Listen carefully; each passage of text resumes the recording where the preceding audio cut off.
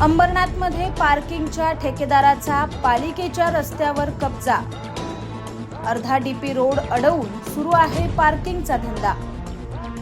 अतिक्रमण विभागाचं मात्र रस्त्यावरील पार्किंगकडे दुर्लक्ष। अंबरनाथमध्ये पालिकेच्या पार्किंग ठेकेदाराने चक्क पालिकेचा आज अर्धा रस्ता अडवून त्यावर पार्किंग सुरू केलं आहे। मात्र आजवर बाजार विभाग किंवा अतिक्रमण विभागाने या अनधिकृत पार्किंगकडे लक्ष दिलेलं नाही। त्यामुळे पार्किंगच्या ठेकेदाराचे उखळ मात्र पांढरे होत आहे। अंबरनाथ पूर्वेतील स्टेट बँकेसमोर अंबरनाथ नगरपालिकेचं पार्किंग असून हे पार्किंग रायन एंटरप्राइजेस नावाच्या ठेकेदाराला चालवण्यासाठी देण्यात आलं आहे।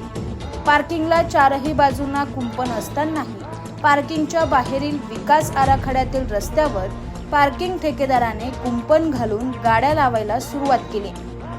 थोडका नव्हे तर तब्बल अर्धा रस्ता अडवून पार्किंगच्या ठेकेदाराने आपलं पार्किंग सुरू केलंय। मात्र या अनधिकृत पार्किंगकडे आजवर बाजार विभाग किंवा अतिक्रमण विभाग यापैकी कुणाचंही लक्ष गेलं नसल्याने आश्चर्य व्यक्त होत आहे।